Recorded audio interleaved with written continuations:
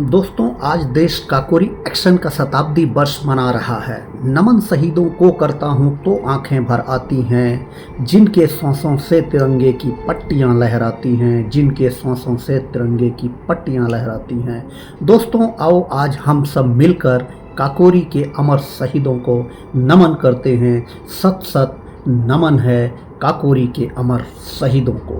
दोस्तों, आइए हम आपको आज से 100 साल पीछे लेकर चलते हैं, इतिहास के उस दौर में जब भारत माँ गुलामी की जंजीरों में कैद थी और माँ भारती के लाल उस आज़ाद करवाने के लिए किसी भी हद तक जाने को तैयार रहते थे। तारीख थी 9 और ऐसे ही महीना था अगस्त 1925 का, जब एक ट्रेन टेक डाउन शाहजहांपुर से अंग्रेजों के द्वारा भारत की जनता से टैक्स के रूप में लूटे हुए धन को अंग्रेजों के खजाने में जमा कराने लेकर जा रही थी।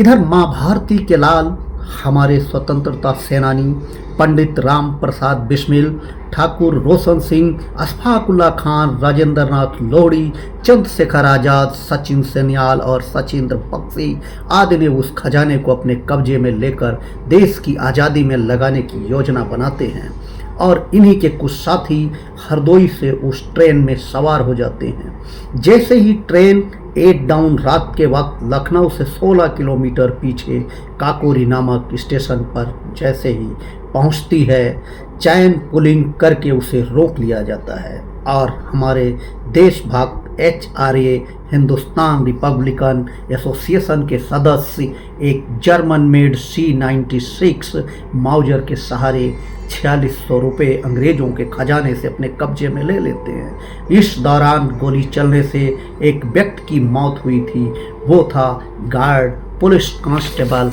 अहमद अली। जैसे ही इस घटना की खबर अखबार लॉर्ड रीडिंग व लखनऊ में अंग्रेजों तक पहुंचती है, उनके पैरों के तले से जमीन खिसक जाती है। फिर अंग्रेजी हुकूमत जांच के नाम पर एक CID इंस्पेक्टर तसुद्दुक हुसैन के नेतृत्व में स्कॉटलैंड की तेज तर्रार पुलिस को सौंप देती है और फिर शुरू होता है गिरफ्तारियों व यातनाओं का दौर, जिसमें 40 लोगों को गिरफ्तार किया जाता है और 10 लोगों पर मुकदमा चलता है। 1.5 साल मुकदमा चलने के बाद 6 अप्रैल 1927 को सेशन कोर्ट फैसला सुनाता है, जिसमें 4 क्रांतिकारियों को फांसी की सज़ा सुनाई जाती है। अलग अलग अदालतों में मुकदमे को लेकर जाया जाता है, लेकिन फैसला जो अंग्रेजों ने चुना था वो बरकरार रहता है। और फिर 17 दिसंबर 1927 गोंडा जेल में राजेंद्र नाथ लोहड़ी व 19 दिसंबर गोरखपुर जेल में पंडित राम प्रसाद बिस्मिल, उसी दिन फैजाबाद में अशफाक उल्लाह खान व नैनी जेल इलाहाबाद में ठाकुर रोशन सिंह को फांसी की सज़ा दी जाती है। बाकी 4 से 14 साल तक की काल कोठरी की कठोर सज़ा सुना दी जाती है। कहते हैं कि गोरखपुर जेल में अपनी फांसी के वक्त पंडित राम प्रसाद बिस्मिल अंग्रेजों को चैलेंज करते हुए कहा था कि सरफरोशी की तमन्ना अब हमारे दिल में है, देखना है जोर कितना बाजुए कातिल में है। इन्हीं शब्दों के साथ माँ भारती को अंग्रेजों की गुलामी की जंजीरों से आज़ाद कराने के लिए हंसते हंसते फांसी के फंदे को चूमकर सदा के लिए देश के लिए शहीद होकर अमर हो जाते हैं।